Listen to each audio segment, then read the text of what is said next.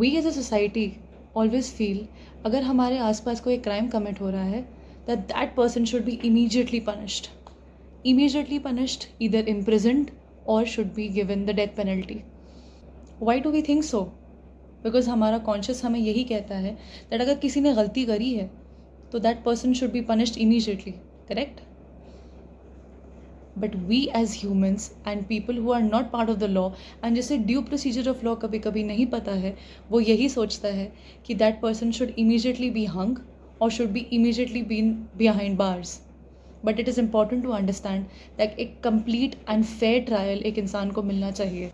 So today I'm going to talk about something that is very sensitive at this point of time in our country, keeping in mind the very, very heinous facts that are coming about the Kolkata rape and murder case. Death penalty is something that is constantly being requested and demanded from the judiciary.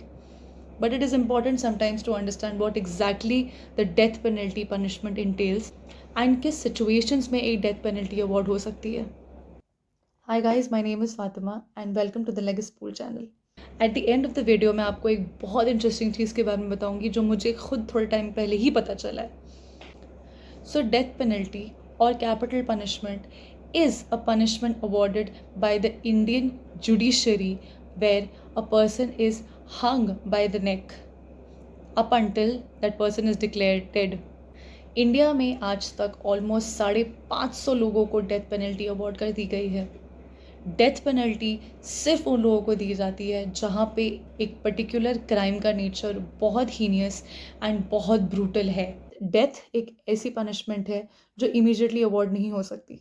ये इतना important part है कि हम commoners को कभी कभी लगता है व्हाई नॉट, इमीडिएटली क्यों नहीं हो जाता ये decision. But it is very important to understand each aspect of a particular crime before depriving them of their lives. So India में डेथ पेनल्टी बहुत स्पेसिफिक ऑफेंसेस के लिए दी जाती है. पुराने ज़माने में डेथ पेनल्टी दो बहुत मेन रीजंस की वजह से होती थी. Number 1 terrorism and number 2 चेसन. चेसन मतलब कोई भी एक ऐसा एक्ट जो हमारी कंट्री के ही अगेंस्ट चली जाए. ये बहुत इंपॉर्टेंट एंड बहुत बड़े रीजंस होते थे किसी को डेथ पेनल्टी अवॉर्ड करने के. बट रिसेंट टाइम्स में the only offence that has attracted death penalty are sexual offences. ये विथ टाइम इतने कॉमन होते जा रहे हैं कि इनकी सेवेरिटी भी विथ टाइम इंक्रीज़ होती जा रही है. So because of the severity इसकी पनिशमेंट भी इंक्रीज़ हो रही है. सो हमने रिसेंटली सबसे बड़ा डेथ पेनल्टी एंड सबसे मोस्ट अवेटेड डेथ पेनल्टी को विटनेस किया था. वो है the convicts of the Nirbhaya murder and rape case. But death penalty इतनी डिबेटेबल क्यों है और एकदम से क्यों नहीं दी जा सकती है? डेथ पेनल्टी के पहले the most severe punishment is imprisonment for life. So it is important for a जज टू फर्स्ट राइट डाउन कि इम्प्रिजनमेंट क्यों नहीं देनी चाहिए एंड डेथ क्यों इम्पॉर्टेंट है एक सिचुएशन में. बिफोर अ जज can pronounce a death penalty it is important कि वो इस सिचुएशन एंड सर्कमस्टेंस के हर एक पॉइंट को प्रॉपरली समझे. So the 4 very main reasons एक डेथ पेनल्टी अवॉर्ड हो सकती है वो है. Number 1 the crime is very brutal and very heinous in nature. Number 2 the crime that is being committed वो सिर्फ विक्टिम या विक्टिम की फैमिली को ही नहीं बट एक सोसाइटी एट लार्ज को इतना डीपली इम्पैक्ट करे. नंबर 3 एक पर्टिकुलर ऑफेंडर कितना लाइकली है उस पर्टिकुलर ऑफेंस को दोबारा कमिट करने के लिए. एंड नंबर 4 कि जिसने ऑफेंस कमिट किया है वो इतना बियॉन्ड जा चुका है रेफॉर्मेशन के कि उसको एक इम्प्रिजनमेंट भी ठीक नहीं कर सकती. सो इंडिया में कोर्ट्स सबसे पहले एक ट्रायल कोर्ट से स्टार्ट होती है. Trial courts after analysing each and every circumstance of that case एक डेथ पेनल्टी अवॉर्ड करती है.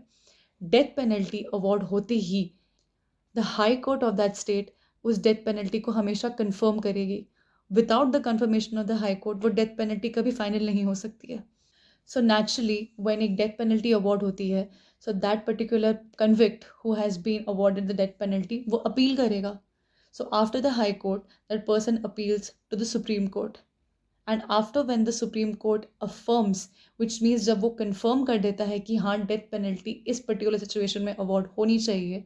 It's important to understand that there are 3 more factors and moments where a particular convict can be given another chance. Number 1 एक review petition file कर सकता है एक convict.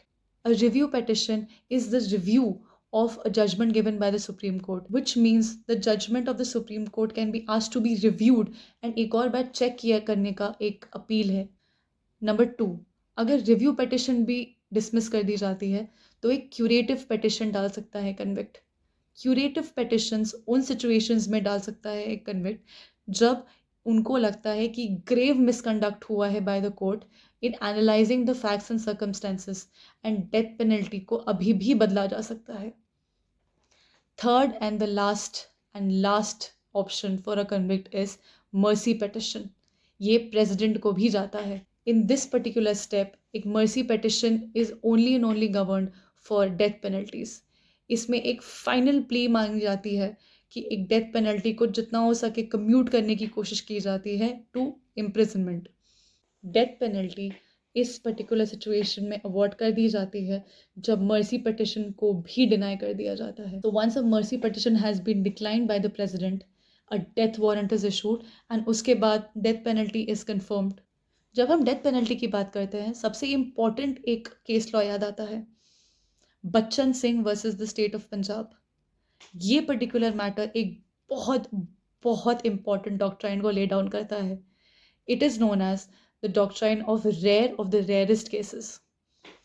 So as the word goes, rare of the rarest cases का मतलब ये होता है कि डेथ पेनल्टी हर सिचुएशन में अवॉर्ड नहीं होनी चाहिए unless and until beyond reasonable doubt ये प्रूव हो जाए कि एक पर्टिकुलर ऑफेंडर अब रिफॉर्म हो ही नहीं सकता है एंड देर इज़ नो वे कि वो इम्प्रिजनमेंट के थ्रू ठीक हो पाए, उसको डेथ पेनल्टी अवॉर्ड नहीं देनी चाहिए.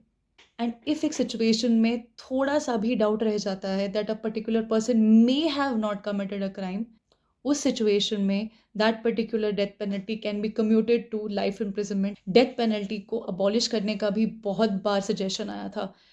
There are many experts that kept in mind that ये पर्टिकुलर पनिशमेंट जो है आर्टिकल 21 को वायलेट करती है.